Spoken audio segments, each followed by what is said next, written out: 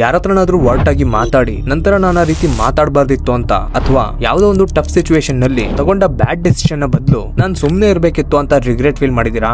ಆದ್ರೆ ಪದೇ ಪದೇ ಇದು ರಿಪೀಟೆಡ್ಲಿ ನಡೀತಾ ಇದೆ ಅಂದ್ರೆ ನಿಮ್ಮ ಎಮೋಷನ್ಸ್ ನಿಮ್ಮ ಮೇಲೆ ಜಾಸ್ತಿನೇ ಕಂಟ್ರೋಲ್ ತಗೊಂಡಿದೆ, ಆದ್ರೆ ನಿಮಗೆ ಅದು ಗೊತ್ತಾಗ್ತಾ ಇಲ್ಲ. ಎಮೋಷನಲ್ ಇಂಟೆಲಿಜೆನ್ಸ್ 2.0 ಬುಕ್ ನ ಆಥರ್ ಟ್ರಾವಿಸ್ ಬ್ರಾಡ್ಬೆರಿ ಅವರು 5 ಲಕ್ಷ ಜನರ ಎಮೋಷನ್ಸ್ ಅನ್ನ ಸ್ಟಡಿ ಮಾಡ್ತಾರೆ. ಆ ಸ್ಟಡಿನಲ್ಲಿ ಗೊತ್ತಾಗುತ್ತೆ ಕೇವಲ 36% ಜನರಿಂದ ಮಾತ್ರ ತನ್ನ ಎಮೋಷನ್ಸ್ ಅನ್ನ ಐಡೆಂಟಿಫೈ ಮಾಡೋಕಾಗ್ತಾ ಇರೋದು ಅಂತ. ಇದರ ಅರ್ಥ ಪ್ರತಿ 10 ಜನರಲ್ಲಿ ಕೇವಲ 3 ಜನರಿಗೆ ಮಾತ್ರ ತನಗೆ ಯಾಕೆ ಕೋಪ ಬರ್ತಾ ಇದೆ, ಯಾಕೆ ಬೇಜಾರಾಗ್ತಾ ಇದೆ ಅನ್ನೋದು ಗೊತ್ತಾಗ್ತಾ ಇರೋದು. ಉಳಿದ ಎಲ್ಲರೂ ಎಮೋಷನ್ ನ ಟ್ರ್ಯಾಪ್ ಗೆ ಸಿಗಾಕೊಂಡಿದ್ದಾರೆ.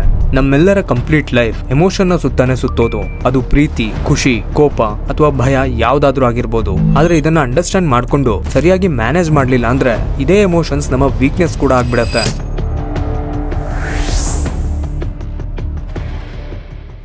ನಾವು ಯಾವಾಗ ಈ ಭೂಮಿ ಮೇಲೆ ಜನ್ಮವನ್ನು ಪಡೆದ್ವೋ ಆಗಿನಿಂದ ಡಿಫ್ರೆಂಟ್ ಎಮೋಷನ್ಸ್ ಅನ್ನ ಫೀಲ್ ಮಾಡಿದೀವಿ, ಮಾಡ್ತಾ ಇದೀವಿ. ಇದು ಮುಗಿಯೋದು ಆಗ್ಲೇನೆ ಯಾವಾಗ ನಾವು ಈ ಜಗತ್ತನ್ನ ಬಿಟ್ಟೋಗುವಾಗ. ಬಟ್ ಕ್ವೆಶ್ಚನ್ ಏನಂದ್ರೆ ನಾವು ಎಮೋಷನ್ಸ್ ನಿಂದ ಏನ್ ಮಾಡ್ತೀವಿ ಅನ್ನೋದು. ತುಂಬಾ ಜನ ಎಮೋಷನ್ಸ್ ನಿಂದಾನೇ ರಿಯಾಕ್ಟ್ ಮಾಡೋದು ಅಥವಾ ಯಾವ್ದಾದ್ರು ನಿರ್ಣಯ ತಗೊಳ್ಳೋದು. ಒಂದು ನಿಮಿಷ ಲೈಫ್ ಅನ್ನ ರಿವೈಂಡ್ ಮಾಡಿ ಯೋಚನೆ ಮಾಡಿ, ನೀವು ಎಷ್ಟು ಡಿಸಿಷನ್ ಅನ್ನ ನಿಧಾನವಾಗಿ ಯೋಚನೆ ಮಾಡಿ ತಗೊಂಡಿದ್ದೀರಾ, ಅಂಡ್ ಎಷ್ಟು ಡಿಸಿಷನ್ ಅನ್ನ ಖುಷಿಯಾಗಿದ್ದಾಗ, ಬೇಜಾರಾಗಿದ್ದಾಗ ಅಥವಾ ಭಯ ಪಟ್ಟಾಗ ತಗೊಂಡಿದ್ದೀರಾ ಅಂತ ನೀವಿಲ್ಲಿ ನೋಟಿಸ್ ಮಾಡ್ತೀರಾ. ಈ ರೀತಿ ಎಮೋಷನಲ್ ಆಗಿ ತಗೊಂಡ ಡಿಸಿಷನ್ಸ್ ತಪ್ಪಾಗಿ ಇರುತ್ತೆ. ಯಾಕಂದ್ರೆ ಇಲ್ಲಿ ನೀವು ಶಾರ್ಟ್ ಟರ್ಮ್ ಫೀಲಿಂಗ್ಸ್ ಗೆ ಲಾಂಗ್ ಟರ್ಮ್ ಇಂಪ್ಯಾಕ್ಟ್ಸ್ ಗಿಂತ ಜಾಸ್ತಿ ಇಂಪಾರ್ಟೆನ್ಸ್ ಅನ್ನ ಕೊಡ್ತೀರಾ. ಯಾರು ಇದನ್ನ ಸರಿಯಾಗಿ ಅರ್ಥ ಮಾಡ್ಕೊಳ್ತಾರೋ ಅವರು ಸರಿಯಾದ ಡಿಸಿಷನ್ ಅನ್ನ ತಗೊಳ್ತಾರೆ. ಎಮೋಷನಲ್ ಇಂಟೆಲಿಜೆನ್ಸ್ ಅಂದ್ರೇನೆ ತನ್ನ ಅಂಡ್ ಮತ್ತೊಬ್ಬರ ಫೀಲಿಂಗ್ಸ್ ಅನ್ನ ಅಂಡರ್ಸ್ಟ್ಯಾಂಡ್ ಮಾಡ್ಕೊಂಡು ಆ ಸಿಚುವೇಶನ್ ಅನ್ನ ಬೆಟರ್ ಮಾಡೋ ಡಿಸಿಷನ್ ಅನ್ನ ತಗೊಳ್ಳೋದು. ನಮ್ಮ ಮೈಂಡ್ ಯಾವಾಗ್ಲೂ ಸರೌಂಡಿಂಗ್ ಏರಿಯಾಸ್ ಅನ್ನ ಅಬ್ಸರ್ವ್ ಮಾಡ್ತಾನೆ ಇರುತ್ತೆ. ಅಂಡ್ ಪಾಸ್ಟ್ ನಲ್ಲಿ ಏನಾಯ್ತು ಅನ್ನೋದರ ಮೇಲೆ ಮುಂದೆ ಏನ್ ಆಗ್ಬೋದು ಅಂತ ಮೈಂಡ್ ಪ್ರಿಡಿಕ್ಟ್ ಮಾಡ್ತಾ ಇರುತ್ತೆ. ಫಾರ್ ಎಕ್ಸಾಂಪಲ್, ನೀವು ಒಂದು ದಾರಿಯಲ್ಲಿ ನಡ್ಕೊಂಡು ಹೋಗ್ತಾ ಇದ್ದೀರಾ, ಅಲ್ಲಿ ಗಿಡದ ಹತ್ರ ಒಂದು ಶಬ್ದ ಬರುತ್ತೆ. ಆಗ್ಲೇ ನಿಮ್ಮ ಮೈಂಡ್ ಈ ಶಬ್ದ ಯಾವ ಸಿಚುವೇಶನ್ ನಲ್ಲಿ ಬಂದಿತ್ತು ಅನ್ನೋದನ್ನ ಅನಲೈಸ್ ಮಾಡಿ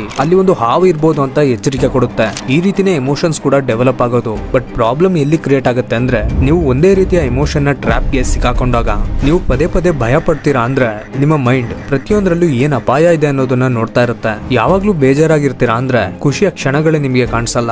ಇನ್ನು ನಾಚಿಕೆಯ ಲೂಪ್ ನಲ್ಲಿ ಇರೋರಿಗೆ ಒಬ್ಬರೇ ಇರೋದಕ್ಕೆ ಮಾತ್ರ ಇಷ್ಟ ಆಗುತ್ತೆ. ಬರೀ ಈ 3 ಎಮೋಷನ್ಸ್ ಅಲ್ಲ, ತುಂಬಾ ಎಮೋಷನ್ಸ್ ಇರುತ್ತೆ. ಅದರಲ್ಲೇ ಒಂದು ಅಟ್ಯಾಚ್ಮೆಂಟ್ಸ್.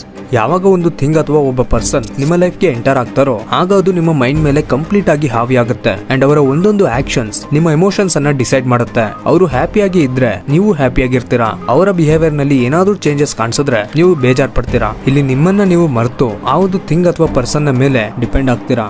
ಮೇನ್ಲಿ ಇಲ್ಲಿ ಡಾಮಿನೇಟ್ ಮಾಡೋ ಎಮೋಷನ್ ಎಲ್ಲಿ ಆ ಪರ್ಸನ್ ನನ್ನಿಂದ ದೂರ ಆಗ್ತಾರೋ ಅಂತ. ಅದಕ್ಕಂತಾನೆ ಎಷ್ಟೋ ಸ್ಟ್ರಾಟಜೀಸ್ ಅಂಡ್ ಎನರ್ಜಿಯನ್ನ ವೇಸ್ಟ್ ಮಾಡ್ತೀರಾ. ಇಫ್ ನೀವು ನಿಮ್ಮ ಬಗ್ಗೆ, ನಿಮ್ಮ ಎಮೋಷನ್ ನ ಬಗ್ಗೆ ಸ್ವಲ್ಪ ಅವೇರ್ ಇದ್ರೆ ಈ ಲೂಪ್ ಗೆ ಯಾವಾಗ್ಲೂ ಸಿಕ್ಕಾಕೊಳ್ಳಲ್ಲ. ಸೊ ಹಾಗಾದ್ರೆ ನಾವು ಈ ಎಮೋಷನ್ ನ ಟ್ರ್ಯಾಪ್ ನಿಂದ ಅಥವಾ ಲೂಪ್ ನಿಂದ ಬಚಾವ್ ಆಗೋದು ಹೇಗೆ? ಎಮೋಷನ್ಸ್ ಅನ್ನ ಕಂಟ್ರೋಲ್ ಮಾಡೋಕೆ 3 ದೊಡ್ಡ ಪಿಲ್ಲರ್ಸ್ ಗಳಿದೆ. ಇದನ್ನ ಸರಿಯಾಗಿ ಅರ್ಥ ಮಾಡ್ಕೊಂಡು ಸರಿಯಾಗಿ ಇಂಪ್ಲಿಮೆಂಟ್ ಮಾಡಿದ್ರೆ ಎಮೋಷನ್ ನ ಸರಿಯಾಗಿ ಹ್ಯಾಂಡಲ್ ಮಾಡಬಹುದು. Number 1, self awareness. ಎಮೋಷನ್ಸ್ ಅನ್ನ ಕಂಟ್ರೋಲ್ ಮಾಡೋಕ್ಕೂ ಮುಂಚೆ ಎಮೋಷನ್ಸ್ ಅನ್ನ ಐಡೆಂಟಿಫೈ ಮಾಡೋದು ನಮಗೆ ಗೊತ್ತಾಗಬೇಕು. ತುಂಬಾ ಸಲ ನಾವು ಸರ್ಫೇಸ್ ಲೆವೆಲ್ ಎಮೋಷನ್ಸ್ ನ ಮೇಲೆ ಫೋಕಸ್ ಮಾಡ್ತೀವಿ, ಬಟ್ ಅದರ ರೂಟ್ ಕಾಸ್ ನ ಬಗ್ಗೆ ಥಿಂಕ್ ಕೂಡ ಮಾಡಲ್ಲ. ಫಾರ್ ಎಕ್ಸಾಂಪಲ್, ನೀವು ಒಂದು ಕಾಂಪಿಟೇಟಿವ್ ಎಕ್ಸಾಮ್ ಗೆ ತಯಾರಿ ನಡೆಸ್ತಾ ಇದ್ದೀರಾ. ಒಂದು ದಿನ ನಿಮ್ಗೆ ಭಯ ಆಗೋಕೆ ಸ್ಟಾರ್ಟ್ ಆಗುತ್ತೆ, ವರಿಡ್ ಫೀಲ್ ಮಾಡೋಕೆ ಸ್ಟಾರ್ಟ್ ಮಾಡ್ತೀರಾ. ನಿಮ್ಗೆ ಅನ್ಸುತ್ತೆ ಇದು ಎಕ್ಸಾಮ್ ನ ಪ್ರೆಷರ್ ನಿಂದ ಆಗ್ತಾ ಇದೆ ಅಂತ. ಬಟ್ ಈ ಎಮೋಷನ್ ಅನ್ನ ಐಡೆಂಟಿಫೈ ಮಾಡೋಕೆ ಟ್ರೈ ಮಾಡಿದ್ರೆ ಈ ಭಯ ಎಕ್ಸಾಮ್ ಅಥವಾ ಸಿಲೆಬಸ್ ನದ್ದು ಮಾತ್ರ ಅಲ್ಲ, ಸೊಸೈಟಿಯ ಜಡ್ಜ್ಮೆಂಟ್ ನದ್ದು ಆಗಿರ್ಬೋದು ಅನ್ನೋದು ಗೊತ್ತಾಗುತ್ತೆ. ಆಗ ಒಂದು ನಿಮಿಷ ಪಾಸ್ ಮಾಡಿ ಯೋಚನೆ ಮಾಡಿ, ನಾನು ಯಾವ್ದಕ್ಕೆ ಇಷ್ಟು ಪ್ರೆಷರ್ ಅನ್ನ ತಗೊಳ್ತಾ ಇದ್ದೀನಿ, ಅದು ನಿಜವಾಗ್ಲೂ ಅಷ್ಟೊಂದು ದೊಡ್ಡ ವಿಷಯನ, ಇದಕ್ಕೆ ಇಷ್ಟು ಇಂಪಾರ್ಟೆನ್ಸ್ ಅನ್ನ ನಾನು ಕೊಡ್ಬೇಕಾ ಅಂತ.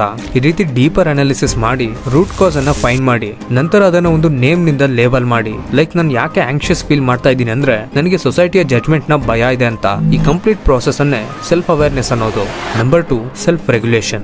ಅಂದ್ರೆ ಎಮೋಷನ್ಸ್ ಗೆ ರಿಯಾಕ್ಟ್ ಮಾಡೋದರ ಬದಲು ರೆಸ್ಪಾಂಡ್ ಮಾಡಿ. ಕೆಲವು ಸಿಚುವೇಶನ್ಸ್ ನಲ್ಲಿ ಇಮಿಡಿಯೇಟ್ ರಿಯಾಕ್ಷನ್ ಕೊಡುವಾಗ್ಲೇ ನಮ್ಮ ಎಮೋಷನ್ಸ್ ತುಂಬಾ ಹೈ ಆಗಿ ಇರೋದು. ಅದೇ ಆ ಸಿಚುವೇಶನ್ ನಲ್ಲಿ ಒಂದು ಸಣ್ಣ ಪಾಸ್ ತಗೊಂಡ್ರೆ ಆ ವಿಷಯದ ಬಗ್ಗೆ ಹೆಚ್ಚು ಕ್ಲಾರಿಟಿ ಸಿಗುತ್ತೆ. ಆಗ ನೀವು ಬೆಟರ್ ಡಿಸಿಷನ್ ಅನ್ನ ತಗೊಳ್ತೀರಾ. ನೆಕ್ಸ್ಟ್ ಟೈಮ್ ನೀವು ಯಾವ್ದಾದ್ರು ಒಂದು ಆರ್ಗ್ಯುಮೆಂಟ್ ಅಥವಾ ಸ್ಟ್ರೆಸ್ಫುಲ್ ಸಿಚುವೇಶನ್ ನಲ್ಲಿ ಇರುವಾಗ ಒಂದು ಪಾಸ್ ತಗೊಂಡು ಡೀಪ್ ಆಗಿ ಬ್ರೀತ್ ಮಾಡಿ. ಡೀಪ್ ಬ್ರೀತಿಂಗ್ ನಿಂದ ನಿಮ್ಮ ನರ್ವಸ್ ಸಿಸ್ಟಮ್ ಕೂಲ್ ಡೌನ್ ಆಗುತ್ತೆ ಅಂಡ್ ರಿಯಾಕ್ಟ್ ಮಾಡೋದರ ಬದಲು ನೀವು ರೆಸ್ಪಾಂಡ್ ಮಾಡ್ತೀರಾ. Number 3, set your emotional boundaries. Choice. ಎಲ್ಲಾ ಎಮೋಷನ್ಸ್ ಅನ್ನ ಫೀಲ್ ಮಾಡೋದು ಹ್ಯೂಮನ್ ನ ನೇಚರ್. ಆದ್ರೆ ಎಲ್ಲರ ಎಮೋಷನ್ಸ್ ಅನ್ನ ಫೀಲ್ ಮಾಡೋದಲ್ಲ.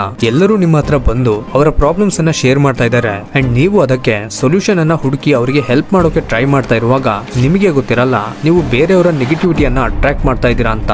ನಿಧಾನವಾಗಿ ನೀವು ಕೂಡ ಆಂಕ್ಷಿಯಸ್ ಫೀಲ್ ಮಾಡ್ತೀರಾ ಅಂಡ್ ನಿಮ್ಮ ಪ್ರಿಯಾರಿಟೀಸ್ ಅನ್ನ ಮರಿತೀರಾ. ಟಫ್ ಟೈಮ್ ನಲ್ಲಿ ಬೇರೆಯವರಿಗೆ ಹೆಲ್ಪ್ ಮಾಡೋದು ತಪ್ಪಲ್ಲ, ಬಟ್ ಅದರಿಂದ ಯಥೇಚ್ಛವಾಗಿ ನಿಮ್ಮ ಮೆಂಟಲ್ ಹೆಲ್ತ್ ಹಾಳಾಗ್ತಾ ಇದ್ರೆ ಅದು ಸರಿಯಲ್ಲ. ಇದಕ್ಕೆ ಬೆಸ್ಟ್ ಸೊಲ್ಯೂಷನ್ ಅಂದ್ರೆ ಒಳ್ಳೆ ವಿಧಾನದಲ್ಲಿ ನೋ ಅಂತ ಹೇಳೋದು. ಯಾಕಂದ್ರೆ ಯಾರಿಂದನೂ ಎಲ್ಲರನ್ನ ಖುಷಿ ಪಡಿಸೋಕಾಗಲ್ಲ. ಬೇರೆಯವರ ಮಾತನ್ನ ಲಿಸನ್ ಮಾಡಿ, ಆದ್ರೆ ಅವರ ನೆಗೆಟಿವಿಟಿಯನ್ನ ನಿಮ್ಮ ಮೇಲೆ ಸ್ಪ್ರೆಡ್ ಆಗದೆ ಇರೋ ರೀತಿ ನೋಡ್ಕೊಳ್ಳಿ.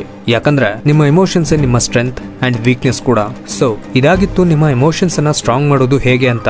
ಮೆಂಟಲಿ ಸ್ಟ್ರಾಂಗ್ ಆಗೋದು ಹೇಗೆ ಅಂತ ತಿಳಿಯೋಕೆ ಸ್ಕ್ರೀನ್ ಮೇಲೆ ಕಾಣ್ತಾ ಇರೋ ವಿಡಿಯೋ ಮೇಲೆ ಕ್ಲಿಕ್ ಮಾಡಿ, ನಾನು ಅಲ್ಲೇ ಸಿಗ್ತೀನಿ. ನಿಮ್ಗೆ ವಿಡಿಯೋ ಹೆಲ್ಪ್ಫುಲ್ ಅನ್ಸಿದ್ರೆ ಅಥವಾ ಇನ್ಫಾರ್ಮೇಟಿವ್ ಅನ್ಸಿದ್ರೆ ವಿಡಿಯೋಗೆ ಒಂದು ಲೈಕ್ ಮಾಡಿ ಅಂಡ್ ನಮ್ಮ ಟೈಮ್ ಸೆಟ್ ಚಾನಲ್ಗೆ ಸಬ್ಸ್ಕ್ರೈಬ್ ಮಾಡ್ಕೊಳ್ಳಿ.